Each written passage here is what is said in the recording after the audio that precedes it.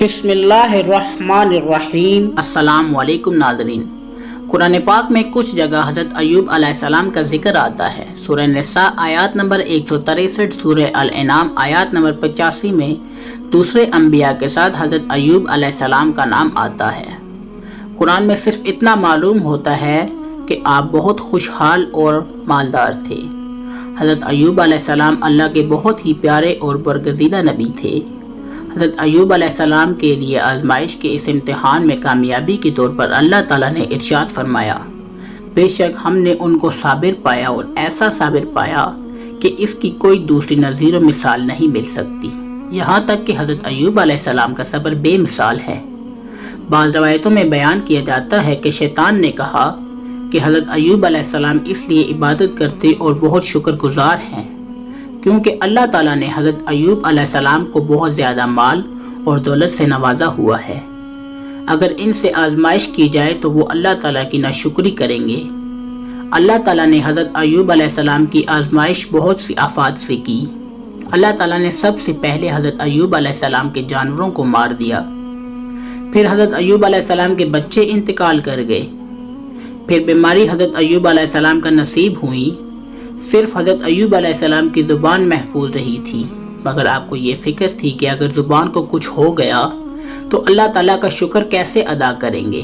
حضرت ایوب علیہ السلام حضرت ابراہیم علیہ السلام کی اولاد میں سے ہیں، اور اللہ تعالیٰ قرآن پاک میں فرماتے ہیں، اور ہم نے ابراہیم کو اسحاق اور یعقوب بخشا، ہم نے سب کو ہدایت دی، اور اس سے پہلے ہم نے نوح کو ہدایت دی، اور اس کی اولاد میں سے داؤد اور سلیمان اور ایوب اور یوسف اور موسیٰ اور ہارون ہیں، اور اس طرح ہم نیکوکاروں کو بدلہ دیتے ہیں۔ حضرت ایوب علیہ السلام انبیاء کرام میں سے ہیں جن کی طرف وحی بھیجی گئی، اور اللہ تعالیٰ قرآن پاک میں فرماتے ہیں، ہم نے تیری محمد طرف وحی بھیجی جیسے ہم نے وحی بھیجی نوح اور ان انبیاء پر جو اس کے بعد آئے، اور ہم نے وحی بھیجی ابراہیم اور اسماعیل اور اسحاق اور یعقوب اور اس کی اولاد اور عیسیٰ اور ایوب اور یونس اور ہارون اور سلیمان پر، اور ہم نے داؤد کو زبور دی۔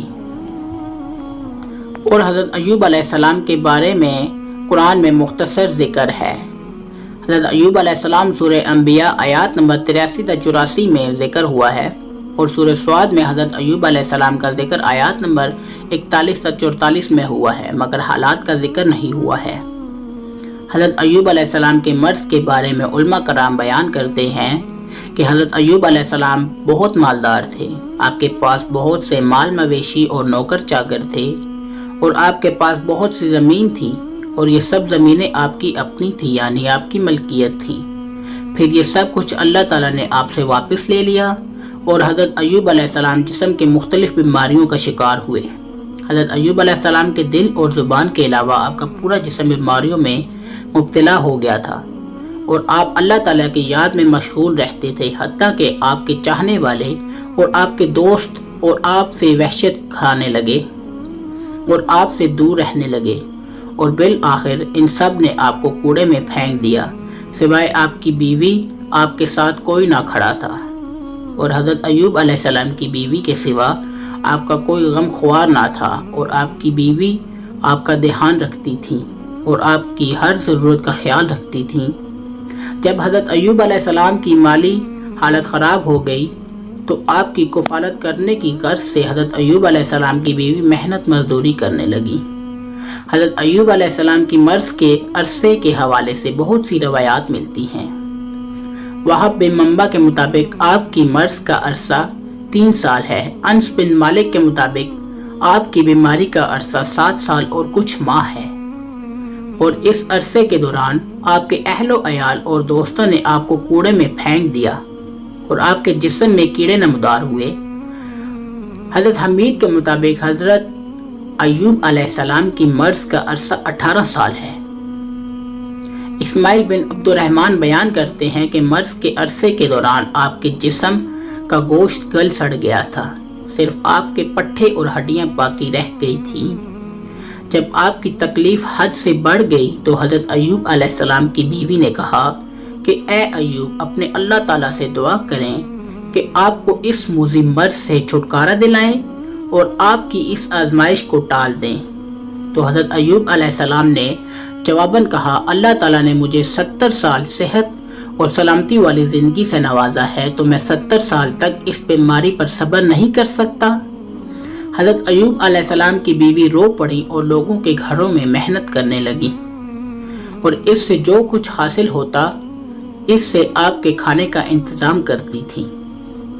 اور پھر اللہ تعالیٰ نے حضرت ایوب علیہ السلام پر وحی نازل کی، اور اللہ تعالیٰ نے فرمایا، اپنا پاؤں زمین پر مار، یہ ٹھنڈا چشمہ نہانے اور پینے کو ہے۔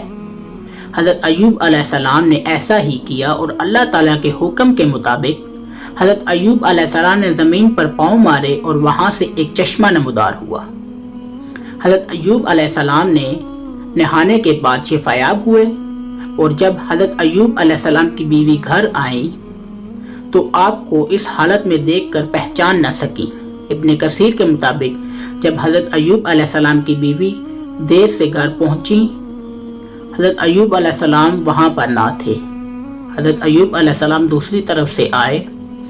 جب حضرت ایوب علیہ السلام کی بیماری کو اللہ تعالیٰ نے شفا یاب کر دیا تھا، حضرت ایوب علیہ السلام کی بیوی نے آپ کو نہ پہچانا اور آپ سے پوچھنے لگی کہ تو نے اللہ کے نبی کو دیکھا ہے جو اس جگہ پر بیماری کی حالت میں پڑے ہوئے تھے؟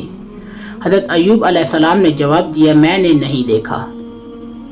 حضرت ایوب علیہ السلام تندرست ہو چکے تھے تو آپ نے کہا، میں وہی ہوں۔ ابو ہریرہ رضی اللہ تعالیٰ عنہ بیان کرتے ہیں کہ حضرت محمد صلی اللہ علیہ وآلہ وسلم نے فرمایا، جب اللہ پاک نے حضرت ایوب علیہ السلام کو تندرستی دی تو ان پر سونے کی ٹڈیوں کی بارش برسائی۔ آپ اپنے ہاتھ سے ان کو لے کر قبروں پر ڈالنے لگے تو آپ کو اللہ تعالیٰ نے کہا، کیا تو سیر نہیں ہوا؟